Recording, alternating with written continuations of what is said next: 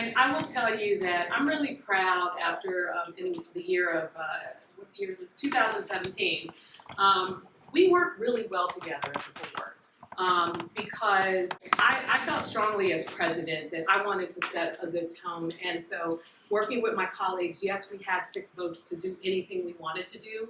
I pushed to make changes to the inclusionary housing law. So for example, a family of 4 making maybe 135, 45, 50,000 a year, a family of 4 could actually qualify for affordable housing. And there were a lot of folks who didn't want to see that happen.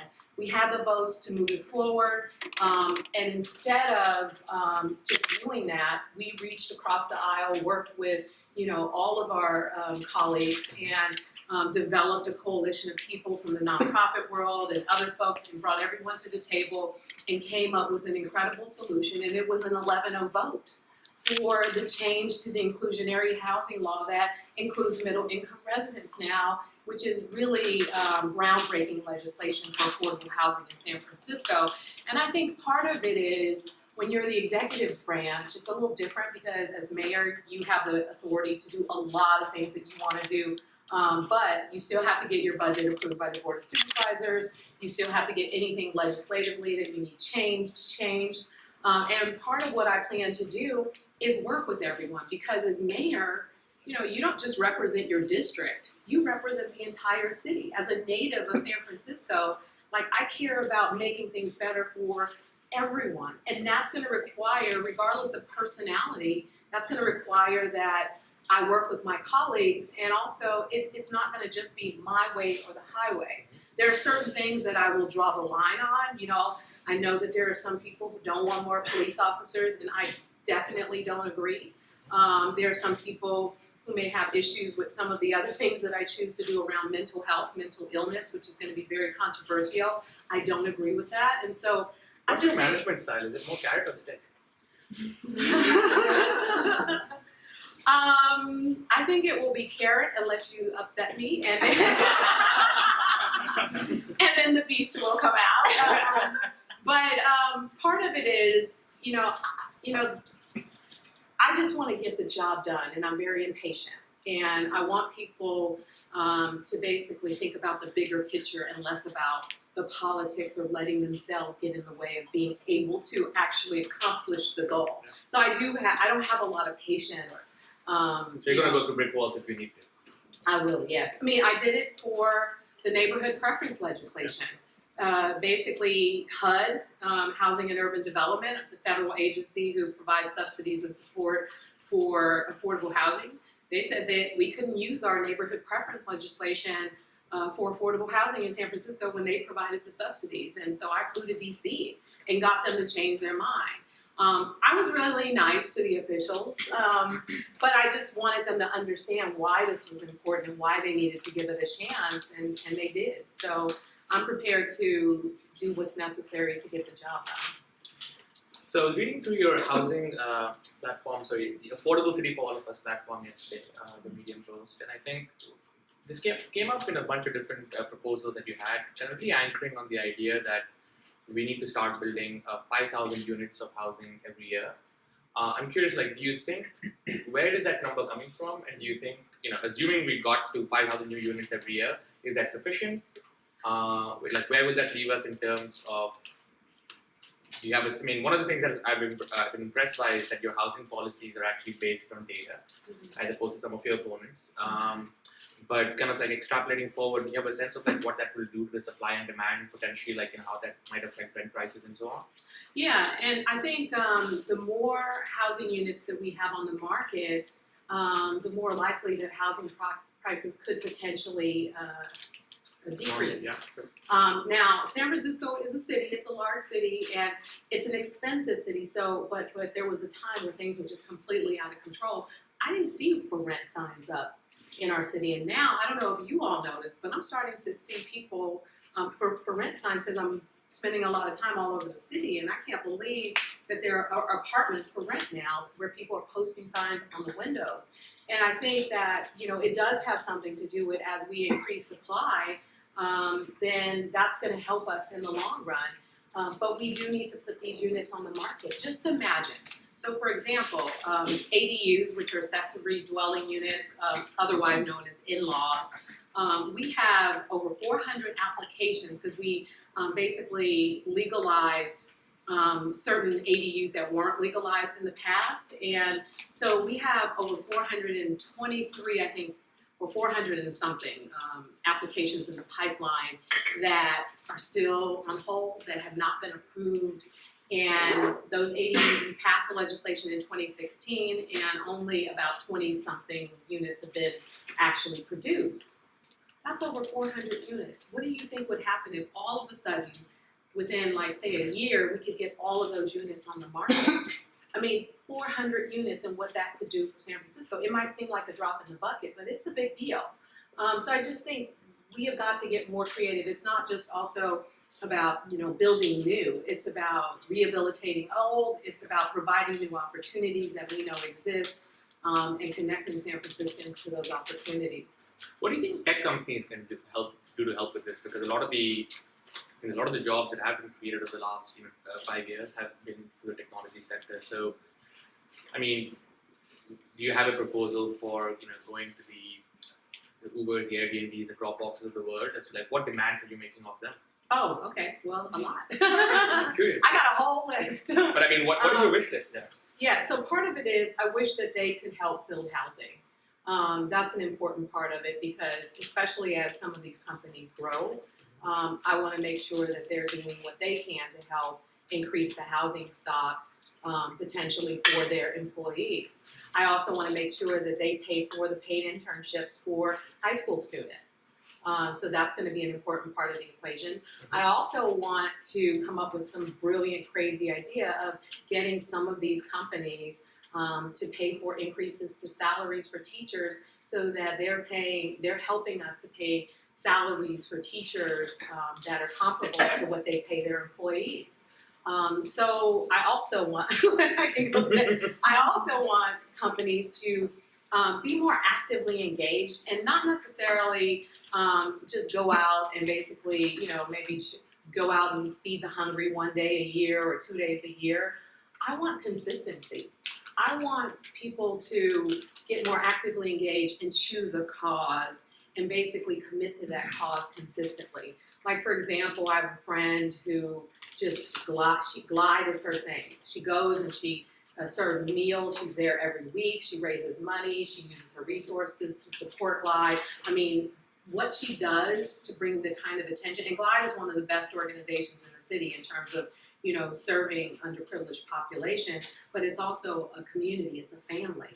And so I want people to turn a lot of these causes and things into their family for the purposes of just rolling up your sleeves and getting really committed and engaged in and opening up your heart to the community differently than what I see, because people now are kind of isolated from one another and everyone's on their gadgets and doing their thing, and we got to get outside of that, and start thinking about other ways in which we can engage with people who are part of San Francisco for the purposes of getting to a better place. I have more questions, but I'm going to open it up to the audience. You go first? Sure. So, I mean, given, I know that one of the things that you've been talking about is putting more police officers on the street. And so given that, I think one of my questions is basically how you would plan to approach police oversight. There's certainly been stories and issues around police brutality in San Francisco. And then, that combined with, certainly when I get a next door in my neighborhood, I feel like a lot of people have this sort of customer service attitude towards the police. And that combined with, more police officers not knowing how oversight is going to go is potentially scary. And then Not knowing how what? That combined with putting more officers on the street is potentially a little bit scary. Because I know that, especially in my neighborhood, people get suspicious about a lot of things that are not suspicious. And then on top of that, I know that there's this taser thing right now where, we're kind of debating giving additional weapons essentially to the police. And it's also I feel like it has been unclear to me what your position is on that as well. Yeah, so I'm happy to talk about that because a couple of things. Number one, I've actually been one of the leaders around police oversight and working with Supervisor Cohen and our late mayor to get the Department of Justice to provide us with the 272 recommendations for police reforms here in San Francisco. This was under the Obama administration. We've implemented over half of those reforms. And the other part of the equation is one of those reforms does include tasers. And so I have agreed to support all of the recommendations, including the recommendation to support tasers. But I don't support the ballot measure that's on the ballot, because when you take things to the ballot box, it's harder to make changes to the policies through the commission or through the board of supervisors, which I think is an irresponsible way to do things. But to be clear, I grew up in a community where violence was normal. And I spent a lot of my career working in the community to try and bridge a gap between the community and the police. Sadly, I have a cousin who was shot and killed by the police here in San Francisco. We didn't talk to the police when I was growing up.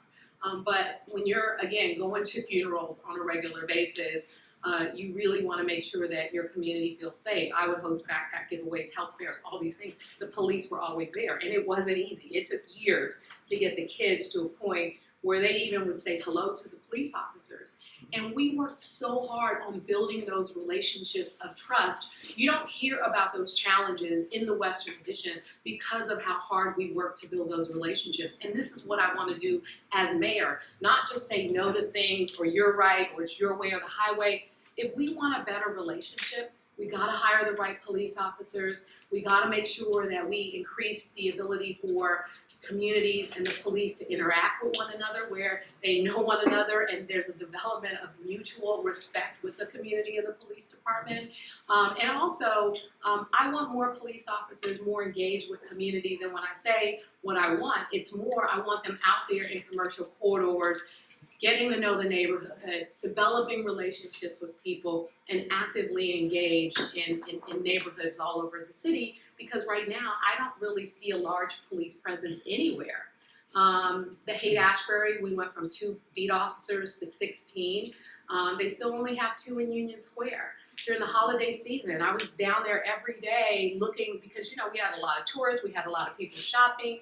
No officers to be found. I'm on the phone with the chief, like, what is going on in San Francisco? Where are these officers? So part of it is... Where are they? The 2 in Union Square over the holiday season sounds a little crazy. This was just the Union Square section, but then there's also Market and other places. But then they started coming out during that time. But the point is, I think, sadly, a lot of times they're inside writing reports. They're also transporting. And one of the other things I want to do is have the sheriff's department be responsible for transport so that we can minimize the amount of time that officers are off the streets. But, I think there's just, there's an issue. I think there's an issue with the department, and I think that needs to be addressed differently too, and the department has to step up a lot. So I think I answered all your questions, maybe? Okay.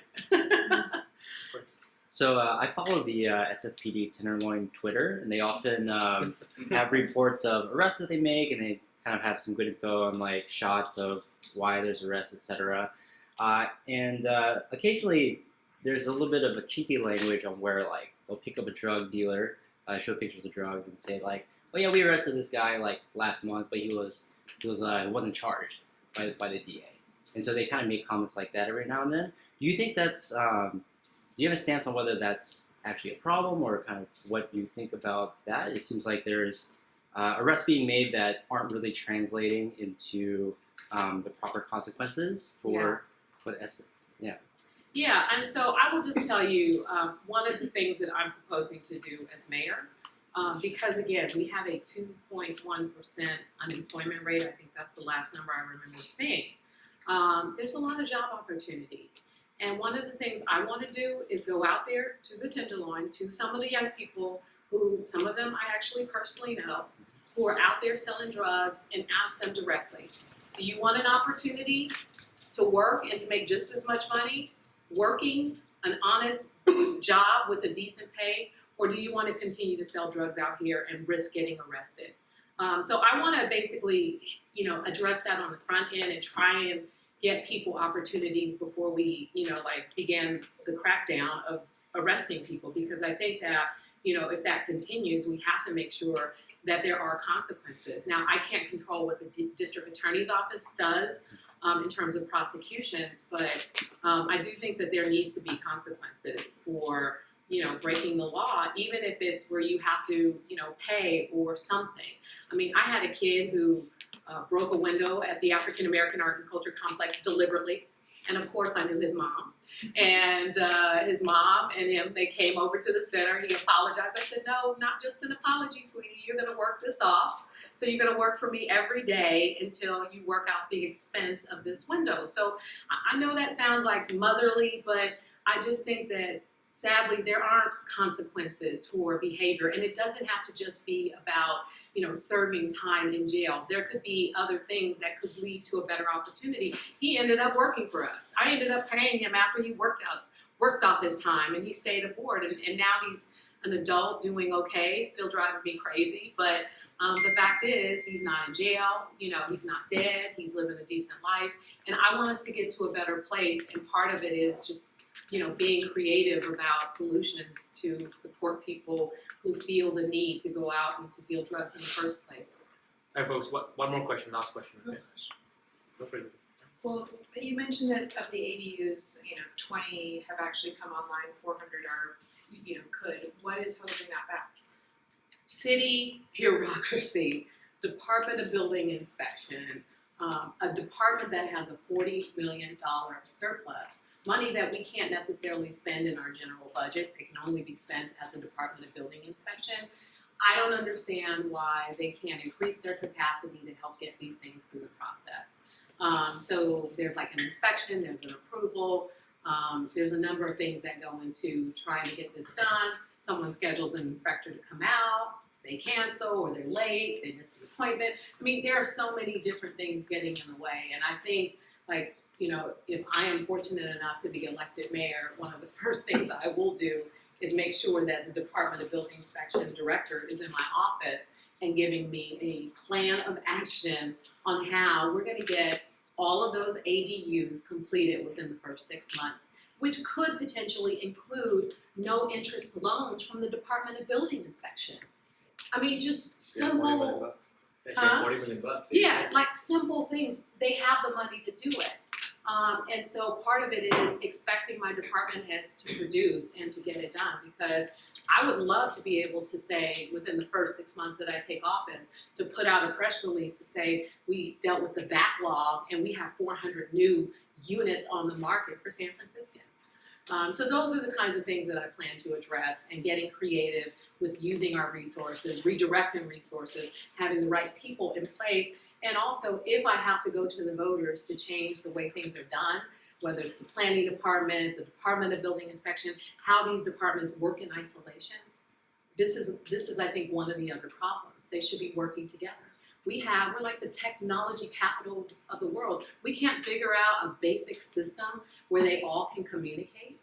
I mean, I just don't get it. And I don't have a lot of patience to tolerate it, because the residents of this city are counting on us to do better, and that's exactly what I plan to do as mayor.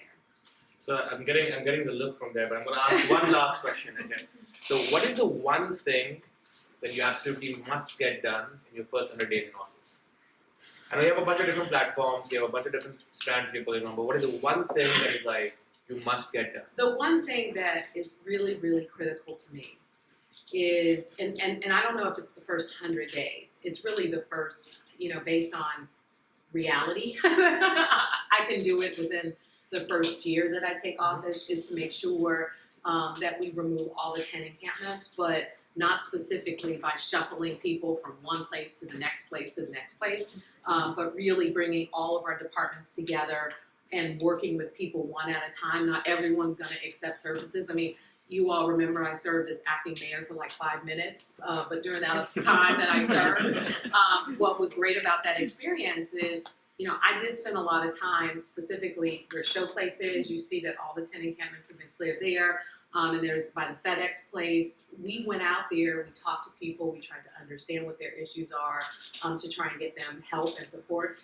And most people accepted it, but there are a lot of people that did not accept it, and that was really challenging. And Libby Schaff has this model because of what happened in Oakland, she said, well, a lot of the folks wanted to go together in communities because we just basically was like, we have this is where you gotta go. But she basically moved people in communities together to a location, and maybe that could be helpful. So I think that is really, I am determined to make sure that we address it, mostly because, not because, I don't want to see it, but because it's a public health issue. We almost had a hepatitis A outbreak here in San Francisco like they did in San Diego. And so luckily, Department of Public Works and those officials and the Department of Public Health, they got out there and got on it. There's medical street teams and others that are out there helping people to try and make sure that some of these challenges don't continue. So that is really what I'm very much committed to when I first take office. In addition to trying to solve a lot of these problems, I want to make sure San Francisco is a fun place, an exciting place. It's such a beautiful city, a city of opportunity, and I just want people to be proud and happy to be a resident of this great city and feel empowered to get more actively engaged to make it even better. Awesome. I think we're out of time. Yes. Okay, great. Thank you so much. Thank you. Supervisor.